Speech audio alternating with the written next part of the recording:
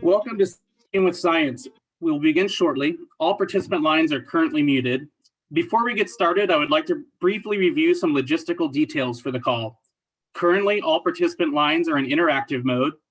Today's call is being recorded and available in closed captioning. To activate the closed captioning, please select closed captioning at the bottom of the interface. Today's call does have some slides and all information will be shared verbally. We have an ASL interpreter available. Please ensure you have your speaker mode enabled. If you are using a screen reader, please be aware the controls are at the bottom of the Zoom interface. This control bar may collapse when not in use. If you prefer to prevent the controls from auto-hiding, go to the settings within the Zoom platform, select Accessibility, and then select Always Show Meeting Controls. To ask questions during the event, you can use the following methods.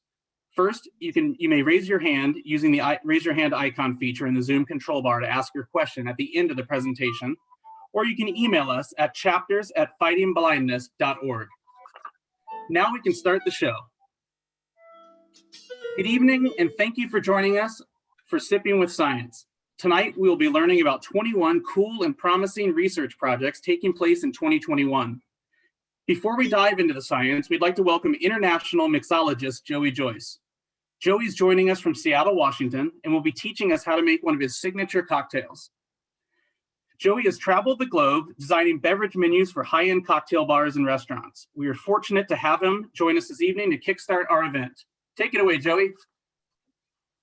All right, well, thank you very much. Aloha, my name is Joyce. Like Nate said, I'm coming from Seattle, Washington. I'm the bar director and partner of Belltown Provisions here in Seattle, Washington.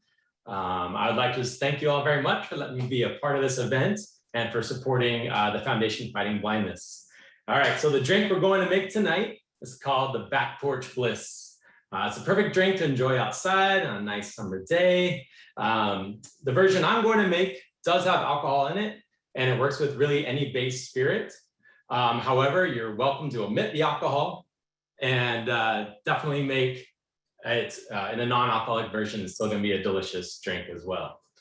All right, well, let's get started. I'm going to put 3 cucumber wheels. I've got chunks, that works as well, into a shaker. We can take a nice big sprig of mint, put that in there as well. Then we're going to do 3/4 ounce of a sweet tea simple syrup. So that's just sugar water that's been infused with a bit of black tea bags. I'm going to muddle all this together.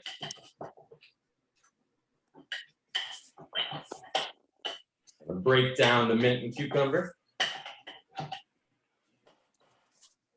Okay, then we're going to add 1.5 ounces of fresh lemon juice. And then 2 ounces of your spirit of choice. I'm using Maker's Mark bourbon. Then we need to add a lot of ice. So get our glass with ice in there too. And go ahead and give this a vigorous shake. Mix everything up real well. And pop top off. We'll add 3 ounces of our ginger beer.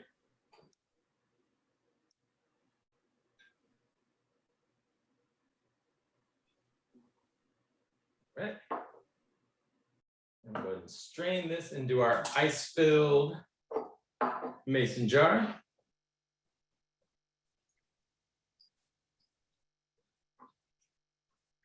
You might want to top off with a little more ginger beer if you need, just a dash.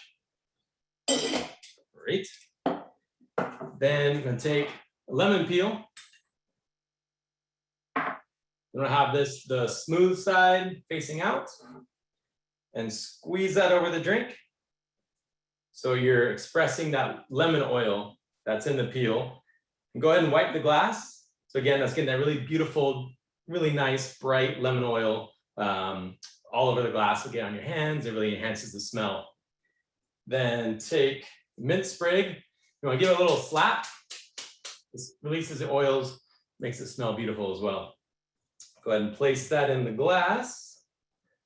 And that's it. That's the Back Porch Bliss. Cheers, everyone. Enjoy the drink. Enjoy the rest of the event. Cheers. Thank you, Joey. That looks delicious. Now that you all have your drinks, we're going to move into the science portion of the event.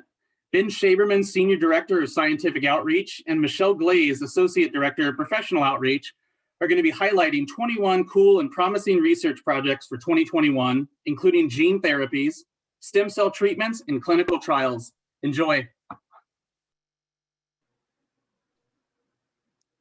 Well, thank you, Nathan. And it's definitely a lot of fun to share the stage with a mixologist. I can't say that we've ever presented science in conjunction with beverages of your choice. So I hope everybody is enjoying their beverage. And can everybody hear me okay? Just making sure. Okay, great. Well, my colleague Michelle Glaze and I put together this presentation, 20 cool research projects for 2021. And we're going to go through it in 21 minutes to keep that 21 theme going. And we really came up with this presentation as kind of a celebration of leaving 2020. We know what a challenging year 2020 was. And now we're entering summer. We've got Vision Walk in a couple of days. The pandemic is winding down. The cicadas are buzzing. It's really a happy time. So we wanted to celebrate science and thank all of you out there who support Vision Walk and our many other initiatives that make the science possible.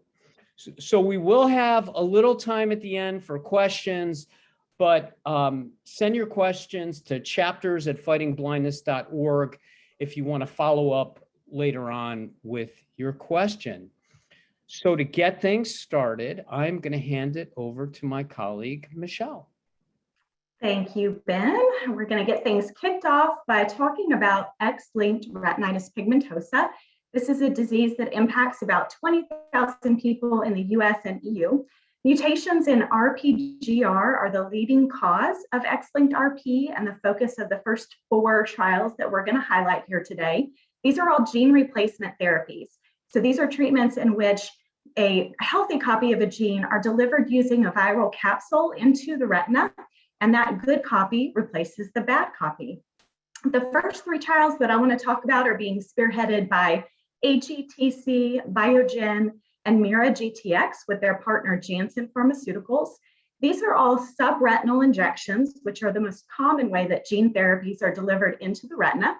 It gets that treatment closest to the photoreceptor cells that we're trying to impact. These 3 trials are all in or moving towards the pivotal phase 3 of the FDA approval process. They have all reported vision improvements, though Biogen did miss their endpoint. So we'll have to wait and see what happens with that particular project. But hopeful that AGTC or Mira GTX will continue to push forward and get closer to that FDA approval. There's also a company called 4D Molecular Therapeutics. They're utilizing an intravitreal approach, so an injection into the center of the eye, very commonly used for treatments of AMD. This is a less invasive, non-surgical procedure, so it'll be exciting to see how this one progresses. The trial by 4D Molecular Therapeutics is currently in phase 1/2. So more to come with this, but lots to be hopeful for if you have mutations in RPGR causing X-linked RP. Back to you, Ben. Well, thanks, Michelle. And I just wanted to note that the foundation funded some very successful canine studies of XLRP gene therapy at the University of Pennsylvania that provided important proof of concept for these trials. So on to another gene therapy company, Iveric Bio.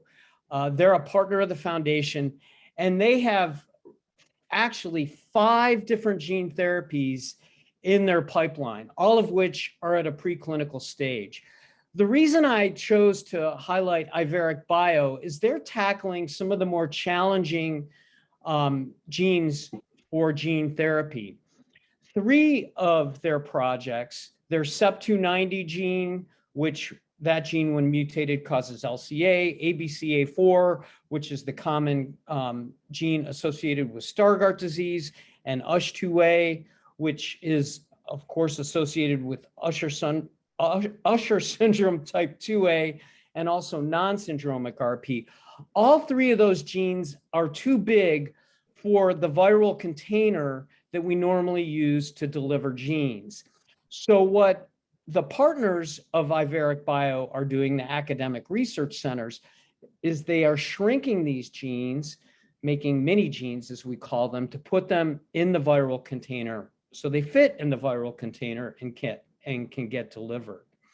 Now, Iveric Bio is also addressing rhodopsin, which when mutated is a common cause of dominant RP. The challenge with rhodopsin is that you also have to knock down the toxic protein in addition to delivering a new gene to replace the bad gene. That's a 2-step process, makes it more challenging. And to round out the Iveric Bio pipeline, they have a gene therapy for Best disease that's moving toward a clinical trial, and that should be underway pretty soon. On to Michelle. Okay, so CRISPR is a gene editing technology that can actually revise, remove, and restore DNA by literally cutting out the genetic mutation and leaving a properly functioning gene.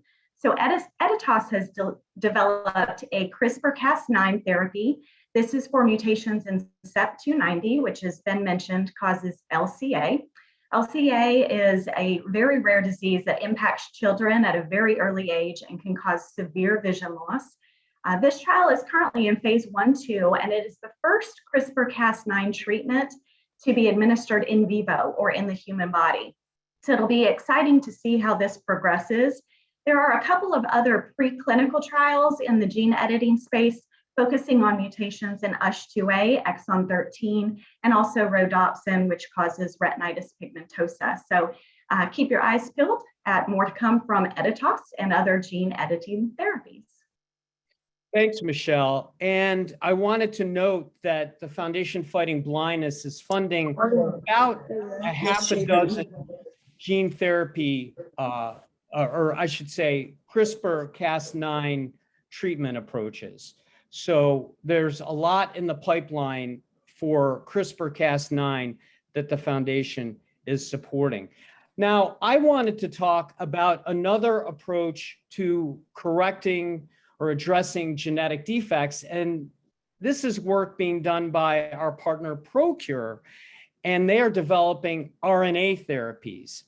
So a lot of gene and genetic therapies are addressing our DNA, our genes. But RNA are the genetic messages that our cells use to send genetic information to the part of the cell that makes proteins.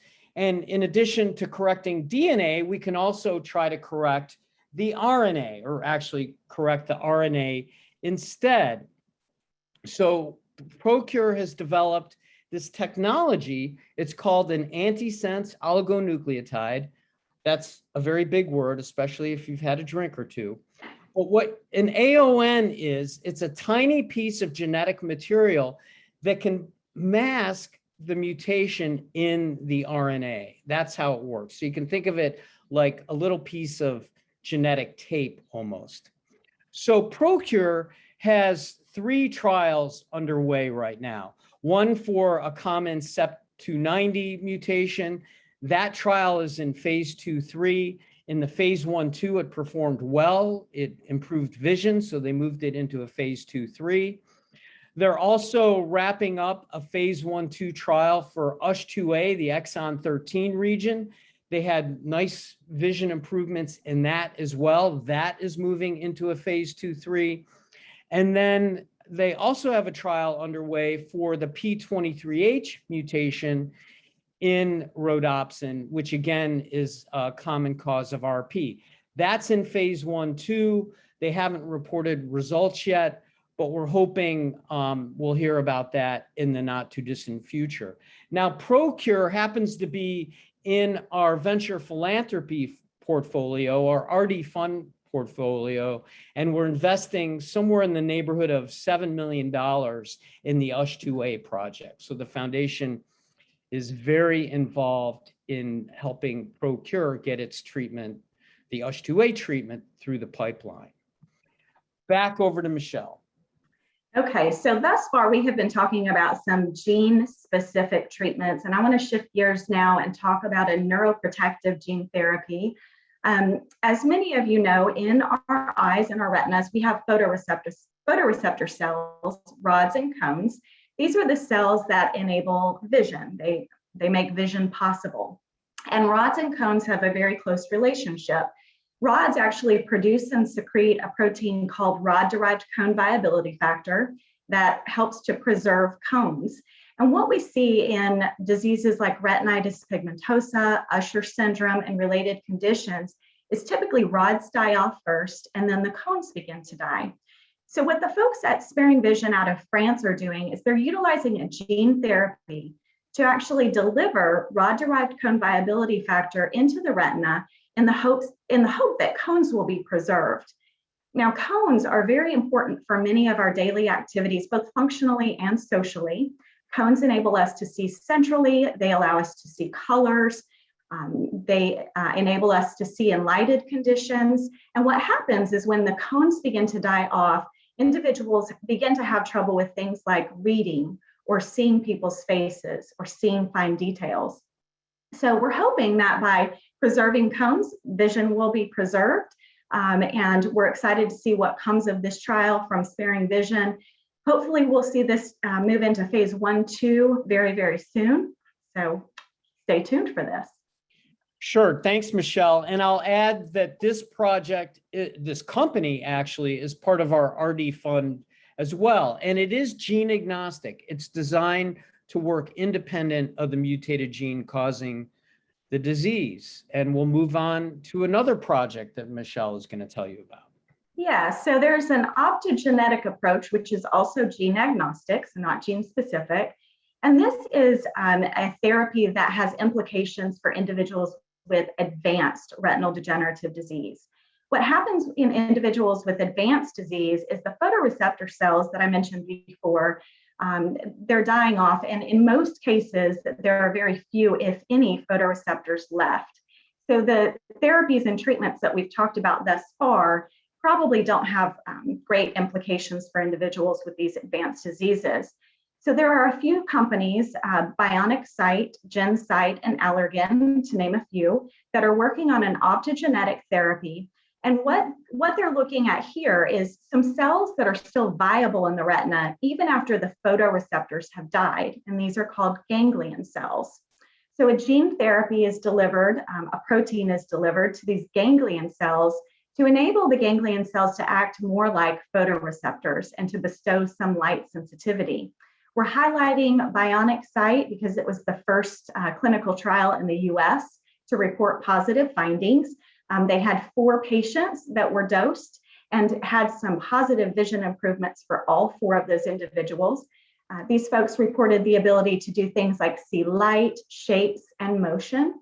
The trial that is going on with Jsite is a gene therapy, but there's also a second step. They utilize a device or a set of goggles to help transmit visual images into the ganglion cells in hopes that that will help to provide better vision.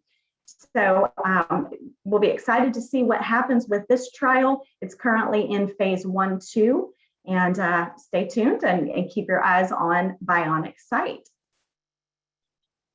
Thanks, Michelle. So now we're going to shift gears and move into age-related macular degeneration and some gene therapies underway to address AMD. So AMD, as some of you may know, is a little different from inherited retinal diseases like RP and Usher syndrome. AMD is more complex. It can be caused, or really the leading risk factors are lifestyle factors. Unfortunately, getting older is a leading risk factor. things like smoking and diet, and there are genetic risk factors. But we're still developing gene therapies to address some of the pathways that lead to vision loss in age-related macular degeneration. And one thing that foundation-funded researchers learned about 15 years ago is our innate immune system, part of our immune system called the complement system, is overactive in people with AMD. And that overactive immune system causes damage. So what some companies have come up with are gene therapies to try to temper and mitigate this overactivity of the complement system. And there are a couple of gene therapy clinical trials underway to address advanced dry AMD, or we call it geographic atrophy, by tempering the immune system. And Gyroscope and Amera are those two companies. Now, that's for the dry form of AMD, the advanced dry form. Now, in wet AMD, what happens there are these leaky blood vessels grow underneath the retina and cause photoreceptors to degenerate. And as I'm sure many of you know, we have treatments for wet AMD. There are injections into the eye, like Lucentis, Eylea, Beovu, but these injections need to be performed on a regular basis for the rest of the patient's life. And obviously getting injections into your eye for the rest of your life is not the most pleasant thing. So what some companies have developed or are developing are gene therapies that would be one-time therapies for inhibiting and mopping up these leaky blood vessels. And three companies in this space are REGENXBIO, Adverum, and Hemera. So it would be really great if we could address wet AMD with a one-time gene therapy as opposed to the regular injections that somebody would need for the rest of their days. Back over to Michelle to start talking about cell therapies. So this is a very cool project coming out of the University of Washington, Tom Ray and his group. Many of you probably can think of amphibians that have lost a tail and grown it back. There are amphibians and even some fish that have the ability to regenerate photoreceptor cells as well. And so what Tom Ray and his group are doing is trying to see if they can create this in humans. There is a species of fish called zebrafish that have this ability. And one of the things that Tom Ray and his group are doing are treating these cells called Macular glia, which are in the retina, they're support cells, with a small molecule that enables them to essentially sprout photoreceptors, much like the zebrafish. This is still very, very early in the research process. It's in the lab right now, and they're looking at mice models to investigate this. But the implications could be far-reaching because with this type of treatment, nothing's being implanted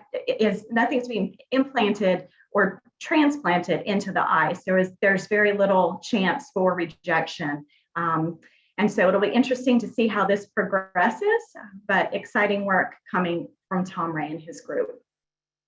Yes, now this definitely fits the definition of cool, growing your own new photoreceptors.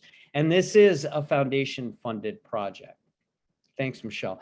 Now, to talk more about cell therapies, I wanted to talk about a stem cell-derived therapy that's in a clinical trial at the National Eye Institute for advanced dry AMD or geographic atrophy.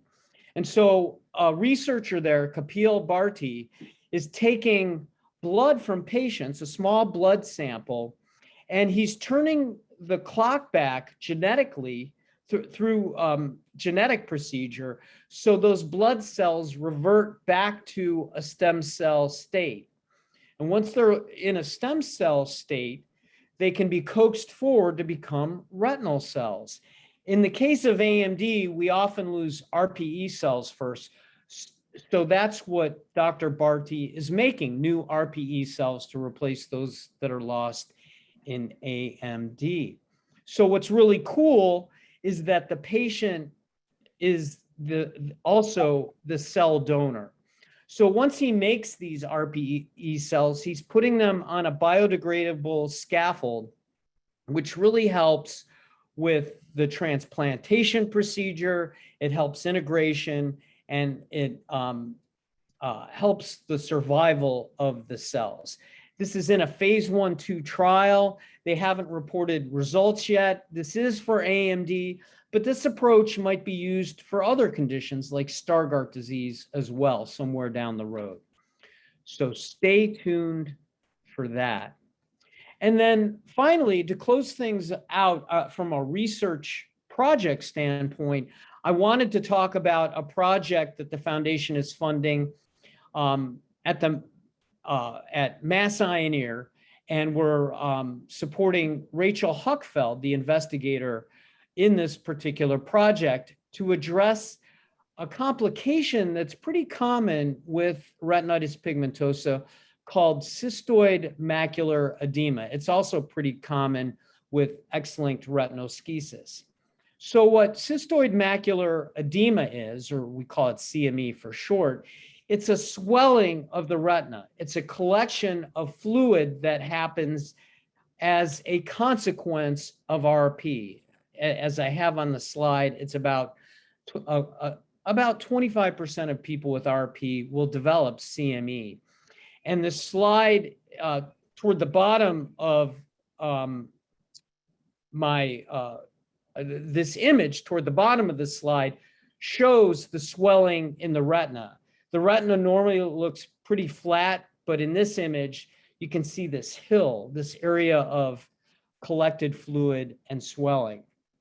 So in many cases, CME can be managed, and it's managed with steroids. It can be managed with a type of drug called a carbonic anhydrase inhibitors.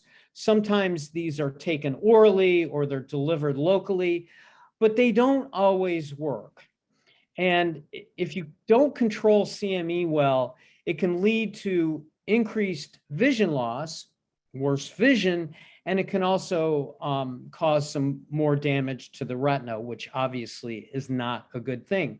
So what Dr. Huckfeld is doing is she's looking more closely at the pathway that leads to CME so that we can potentially develop a better treatment and help more people that have this complication. So we're very excited about her work because this has implications to help a lot of people. Again, many people with RP and then people with X-linked retinoschisis.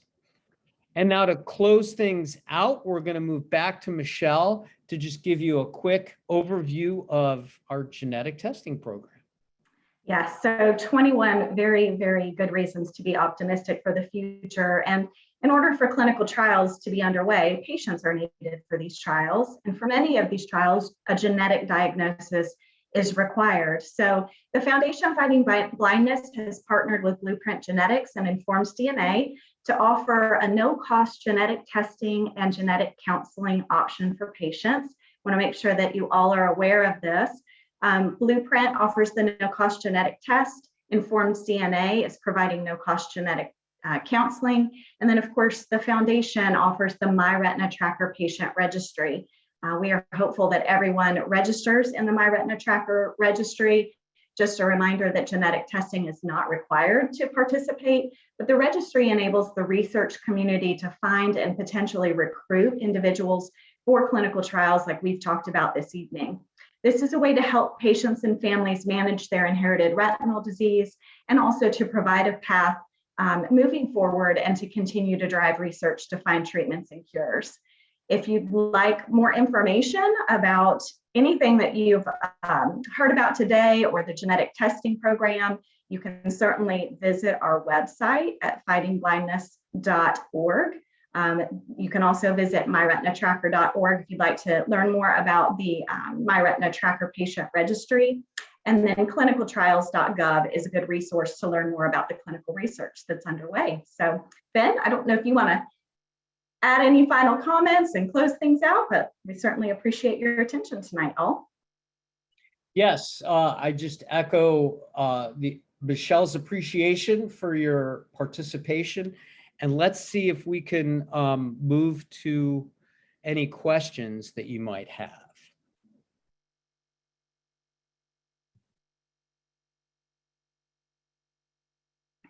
And we're still waiting. A good time to refill that drink.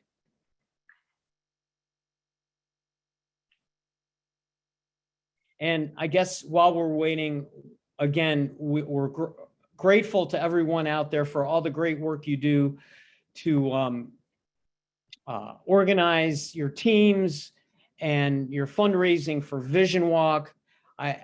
I'm excited to see what our final result is on Saturday. Haven't we raised more than $1 million at this point? Isn't that the case, I think? May I ask? Yes, we have. So that's really cool. Congratulations. So somebody has a question, I hear, on the phone. Go ahead. Hi, my name is Audrey Levine, and I got to know Katie and Bree, and I'm going to be helping out with the New York chapter. So here's my question, though, Mr. Scientist, Dr. Scientist. Does diet have a lot to do with the progression of RP, like staying away from dairy products or eating certain foods or eliminating certain foods? Is that included in your scientific studies? You know, Audrey, thank you for that question. It's a great question. So in general, we like to say that a healthy diet is good for the retina. Eating a lot of fruits and vegetables, getting DHA and omega-3s through cold water fish or vegetarian sources like walnuts or supplements. Diet should be a beneficial thing, but there aren't hard and fast studies that show that diet has a huge impact. But we do believe that diet is a helpful thing. But the one supplement that some people do take for RP is vitamin A. Elliot Burson at Mass Eye and Ear did clinical trials several years ago now on vitamin A combined with DHA and EPA and lutein, and he showed that it provided some modest slowing of degeneration in people with RP and some related conditions like Usher syndrome. Not all doctors, not all researchers believe in vitamin A. You need to take a high dose to meet the protocol that Dr. Burson came up with, but you can find more information on vitamin A on our website by Googling vitamin A. There's an article, and then there's a guide that will help you understand the ins and outs of trying a vitamin A supplement. But going back to your original question, we definitely encourage people to eat a healthy diet and definitely do not smoke. That is not good for your retina. So I'm seeing a question in the chat about how long does it typically take for a trial to move from phase 1 to 2 and 2 to 3. And first off, what I'll say is a typical clinical trial, all the phases take about 7 to 8 years, give or take. And each phase usually takes at least a year or two to progress. And then there's a little time in between the phases as they close out one phase and start another phase. So that, I think, is a good estimate for thinking about how long a clinical trial takes. And then if something moves successfully through all the phases, through the phase 3 pivotal trial, then there's usually some time that it takes for the company or the researchers to submit an application to the FDA, and then it takes a little time for the FDA to evaluate the application and decide if they're I'll call him tomorrow. Approve the potential therapy. So I'm listening to a thing on the thing, Bill. So and I'm hearing somebody we'll call him. talk. Can you please mute? Thank you. We'll call him. So somebody is asking about the phase 3 trial for Jsite.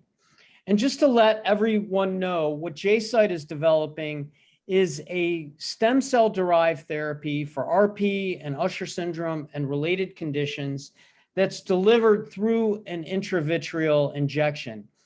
And the idea behind this stem cell therapy is to preserve vision. These cells are injected again into the middle of the eye. They're not replacing anything.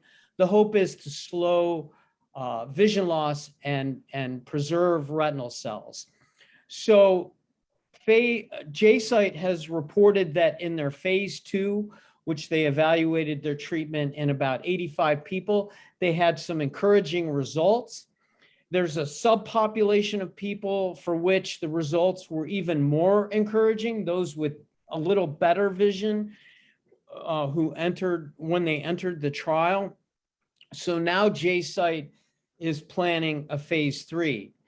And to get to this person's question, we do not know the protocol yet for the phase 3, Jsite's phase 3, but we will be sure to report that once we learn about that. So stay tuned. Now, another question we have is about what is the short-term outlook for the treatment of macular degeneration?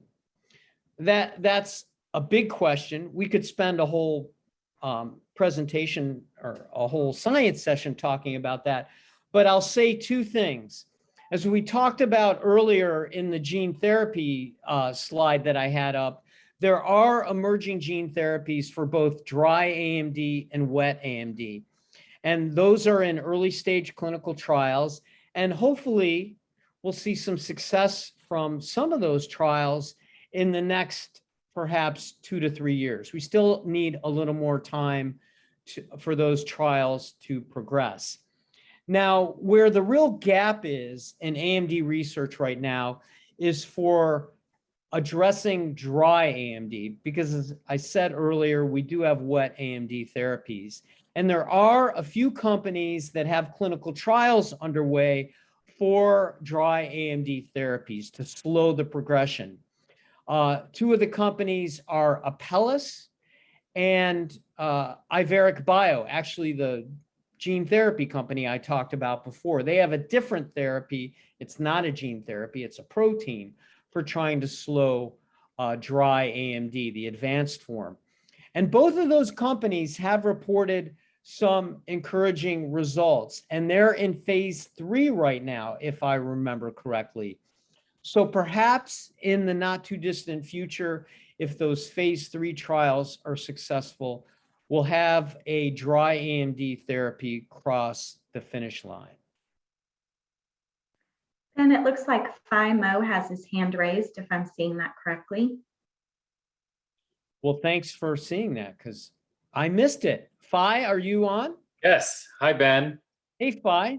Hello. Thank you. First, thank you and Michelle for giving us some great information. That's very wonderful. Thank you. My welcome. question is, in your second slide, you mentioned that there's some genes like USH2A that are too large for the vector. So you had like a mini next to it. Right. Can you tell us more about what that means when you say mini? Sure. So a gene is, you can think of it as a long piece of genetic information, genetic code, but it's a physical entity and it needs to fit in a viral container for it to get into the retinal cells if you're doing a gene therapy. But about 1/3 of all the genes that, when mutated, cause retinal diseases are too big for the viral containers that we commonly use in clinical trials. So what researchers are doing is they're taking out pieces of the gene to shrink it down and fit it in a viral container. And the trick is when they take out some of these pieces, they want to make sure the gene still functions correctly and can express a functional protein. So that's the trick. And they're working on that, I know, at UMass, University of Massachusetts, and coincidentally also at Mass Eye in Boston. And it's UMass that's collaborating with Iveric Bio. Now, the other option, instead of shrinking the gene, is to split it in two and deliver it in 2 containers. And actually, Shannon Boy at the University of Florida is working on that through her company, Etsena. Good question, Fi. Thank you. Thank you. So another excellent question we received is on Crimson R, which translated is referring to the optogenetic therapy developed in development by the company Jsite. And we recently heard about their some early success with their optogenetic therapy in a patient in their phase 1/2 clinical trial.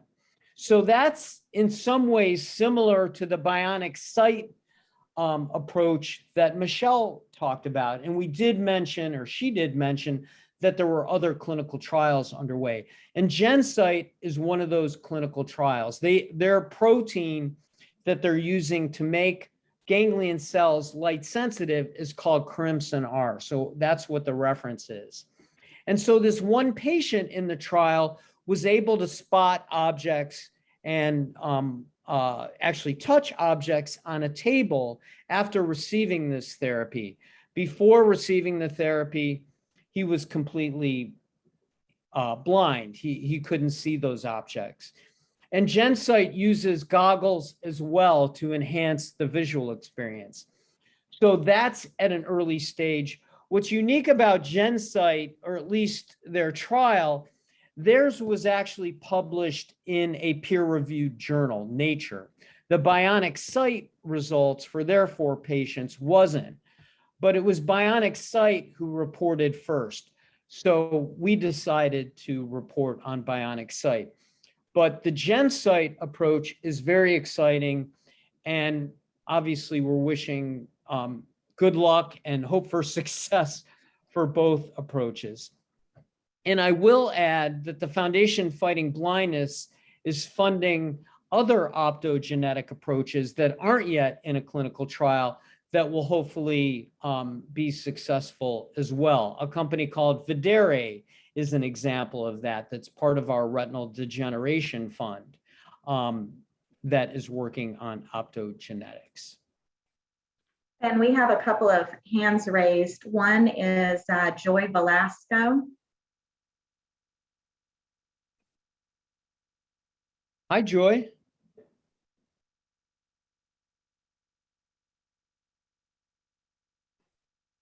Are you sure you're off mute, Joy? And you're still muted, Joy, if you had a question still. I think I got down now. You're Okay. on. I had a couple different questions. I have a son that has RP. He found out about 10 years ago. And I signed him up on my retina tracker, but it's confusing as to who inputs all of his information as to, he's been told he has RPGR. He's been called for a few studies, but they're saying that his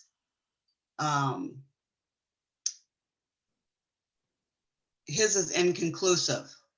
I was told he has the defect C1753, but none of this information is on his My Retina tracker. How does that information get on there? Okay, so there are a couple of things to talk about here. And first of all, I want to talk about your son's genetic testing results, because it sounds like they may be inconclusive, which happens. And if they're inconclusive, it's going to be difficult for him to get into a trial for a gene-specific approach. So what I would encourage you to do is reach out through our chapter's email and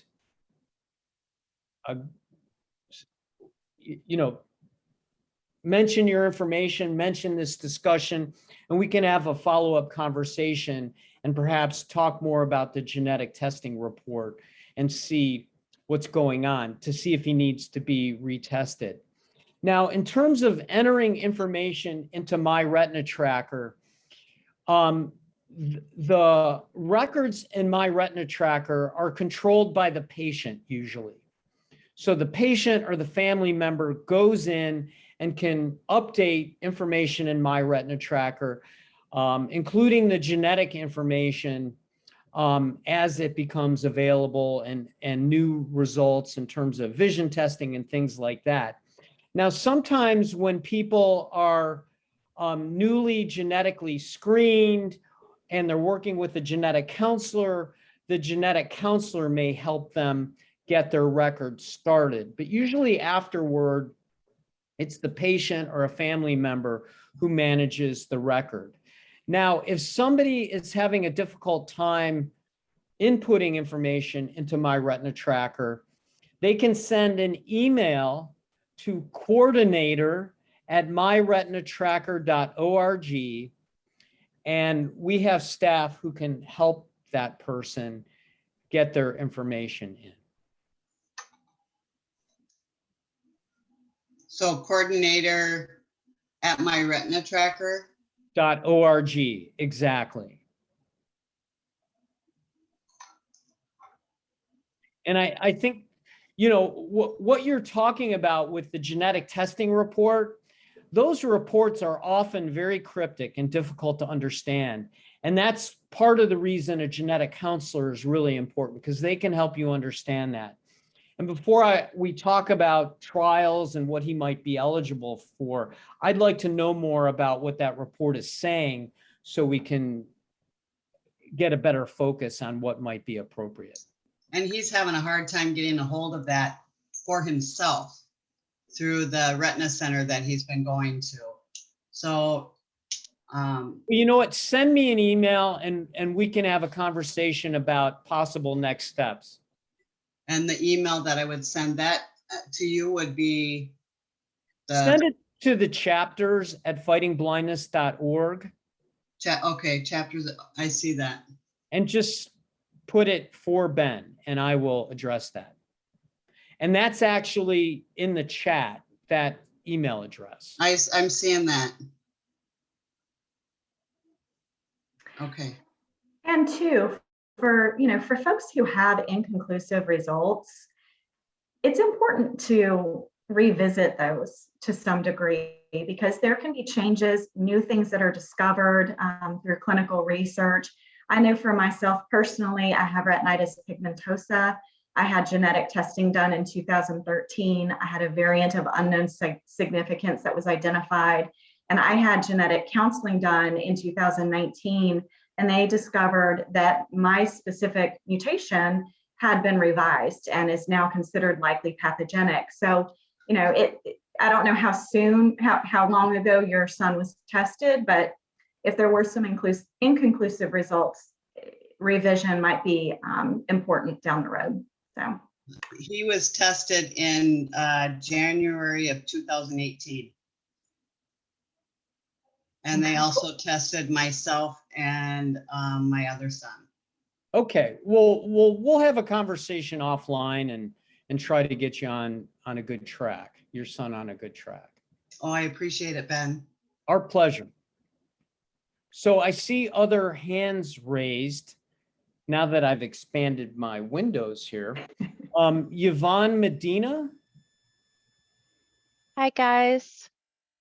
Thank you so much for this. I was diagnosed with myopic degeneration 30 years ago. I'm 45. I've been legally blind for 10 years now. And there are times that I've been involved with the foundation for a good 9 years now, and I love what you guys do. And everything you shared today, for the first time, I actually see something very close. I always follow the age-related or the dry age-related macular research, because it seems to be the closest to myopic degeneration that I can relate to. I guess my question is, I've never done anything with the gene therapy. Would it be something that I could benefit from? That's a good question, Yvonne. And with my understanding, I don't think gene therapy is an approach that would benefit you, because your myopic degeneration isn't caused by mutations in a single gene. With that said, perhaps there are other gene therapy approaches that may apply, but I need to confess that I am not an expert in myopic degeneration, so I don't want to comment too definitively. I would recommend. Fortunately, it's one of those things that doesn't affect as many people in the United States as it does in other countries. So it's not something that a lot of people know about or look into or anything like that. So that's why I follow all the research on age-related, but it's a very different kind of myopia. But the symptoms and everything, the effects are the same. It just comes from a different. It's different but the same. I don't know how to say that any other way, but No, I know what you're saying. The effect on the retina, there's some similarities, and I do understand that a little bit. So, but for any condition, clinicaltrials.gov is a good resource to see what clinical trials are underway. So I would suggest that if you haven't visited clinicaltrials.gov. clinicaltrials.gov. Right, .gov. Thank you so much, guys. Honestly, like everything that you guys do, it's absolutely amazing, and I appreciate all of you. Thank you. Well, that's very kind of you to say, and thank you for being here and for supporting our mission.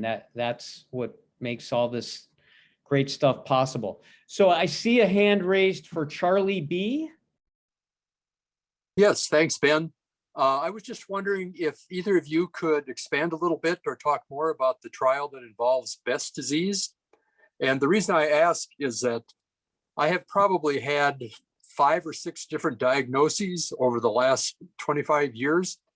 And thanks to the genetic testing funded by the foundation that I had 2 years ago, my retinal specialist has been able to zero in on Best disease as the most likely scenario for what I've got. And I saw on a slide earlier in the presentation a reference to Best disease, and that's the first time I've ever seen anything about that. So I'm just wondering if either of you know a little bit more about that or could talk about it. Sure, Charlie. So just so everybody knows out there, Best disease is a form of inherited macular degeneration.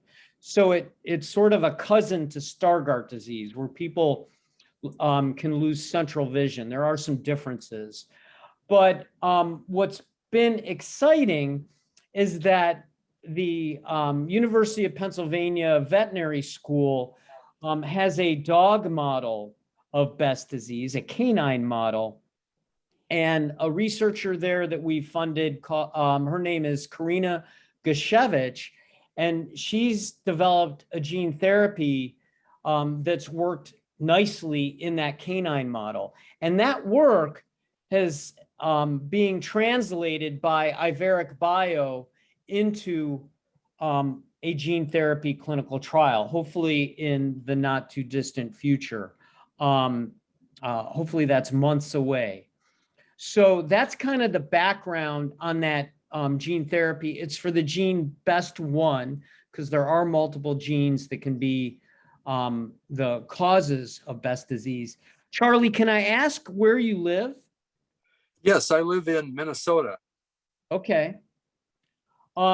Because I think it's likely the trial would be in Pennsylvania, at the University of Pennsylvania, because that's where that great lab work was underway that I just mentioned.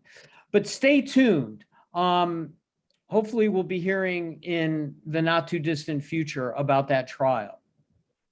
Great. I'll see if I can find more information about it, either at clinical trials or other places. But once again, thanks for the show. And I'll be making a contribution to the Vision Walk this weekend. So. Well, thank you very much. We greatly appreciate it. Good Thank you luck. so much.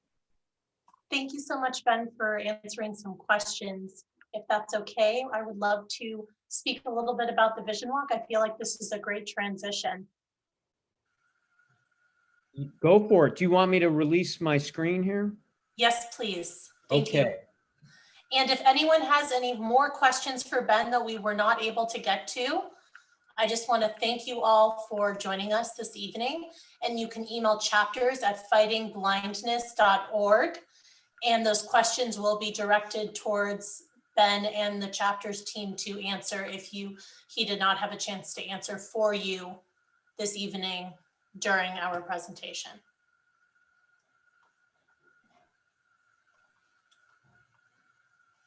Hello, everyone. My name is Michelle Goldfarb Shapiro, and I am Director of Events for the Western Region of Foundation Fighting Blindness. It's a pleasure to be with you all this evening.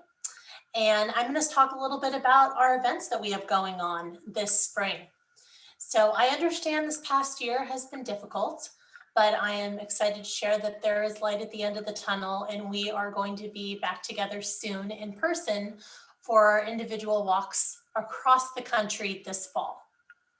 This spring in particular, we all have a great opportunity to enjoy one big day of Vision Walk, to have fun and be creative, and to share the special day with our broader Foundation Fighting Blindness family, instead of having 20 separate celebrations, which will be taking place in 2 days on Saturday, June 12th. So on our website, visionwalk.org, you can find more information on the Vision Walks that are taking place this weekend. And if you do not live in a city where a virtual Vision Walk is taking place, we also have a spring virtual Vision Walk that you can join in from anywhere around the country or the world. Let's take advantage of bringing more people to our event. This is a wonderful opportunity for all of us to share our story to some of those who haven't heard it before. Think of those friends and family who might live too far away or normally cannot join if you do something in person. And it's not too late to register and reach out to your community to have them join us this Saturday. As I mentioned, our virtual Vision Walk is in 2 days, and we're working to try to further our mission by getting people involved in some way, whether it is simple or elaborate. We recognize that these are challenging economic times, so what you are comfortable with in regards to fundraising and the fundraising of your teammates, we completely understand. We had some very nice success last spring and in the fall, and we hope we can reach out for support in a similar fashion this spring. As Ben noted earlier, we have already surpassed $1 million raised so far, and I am sure we're going to be able to exceed that by the end of this month. Spring Vision Walks have until June 30th to raise money and qualify for a t-shirt. Even though we cannot physically be together, we can find our own way to show our support. Please find a way to walk, run, dance, bike, or whatever activity you choose individually or as a family on Saturday, June 12th, and post and share your photos using the hashtag VisionWalkStrong. I am very excited to share on our new 50th anniversary Vision Walk t-shirt design that will be used for our Vision Walk. So the t-shirt itself is navy blue. On the top across, it says Vision Walk 2021, and the colors for the Vision Walk 2021 are white, turquoise, and orange. The shirt also has a few icons, including an image of sunglasses, a Vision Walk water bottle, athletic sneakers, a cane, and underneath it, it says 50 years of fighting in orange. The colors of all the icons I'm referring to are white, turquoise, and orange. To qualify for a t-shirt, each donor has to raise a minimum of $100. So as I mentioned before, everyone has until the end of this month to qualify for a t-shirt for any of the spring walks and or in the future if you choose to participate in a fall walk. Finally, I would like to share a bit of information about our Night for Sight. 2 of our New York galas are combining forces this spring, led by board members Evan Mittman and Jason Ferreira, and presented by 2 blind brothers. The new event is Night for Sight, and it is taking place on Thursday, June 24th at 7 p.m. Eastern. This event will be another in our series celebrating 50 years of fighting blindness, and we will also recognize 6 people and companies as our inaugural class of Beacon Society members to recognize leaders in their fields and communities. We are excited to feature entertainment from American music icon and 9-time Grammy Award winner Sheryl Crow, and will follow her performance with live and interactive nightcap rooms. For questions about the event, you can contact Katie Van Benschoten, whose contact information is being put into the chat now, or you can visit the event website at fightingblindness.org/nightforsight. Thank you all very much. Now I'm going to turn it over to Bailey Bosselman, our Director of Chapter Engagement for the East. Wonderful. Thank you so much, Michelle. And there's so many great events that are coming up right now within the foundation. So I really suggest that everybody find an event that fits for them and sign up for it because it's a great opportunity. So our local chapters, as many of you have heard, are the backbone of the foundation's mission, and it focuses efforts on education, resources, and revenue. So not only do the chapters provide the needed support for those in the community, but they also hold seminars, meetings, and which provide research information, low vision resources, and other industry topics. They also provide outreach to retinal practices and eye care professionals. For information about joining your local chapter, visit fightingblindness.org/chapters. If you're interested in becoming a leader of your local chapter, you can email us at chapters@fightingblindness.org. Also, be sure to join us on July 17th for our nationwide virtual chapter launch event. This event is open to all chapter leaders or anyone else interested in volunteering for their local chapter. At this event, we will talk about hosting local chapter meetings, community outreach, and also have some time for networking with chapter leaders from across the country. Once again, thank you all for joining us for Sipping with Science, and we hope you have a great rest of your week and weekend.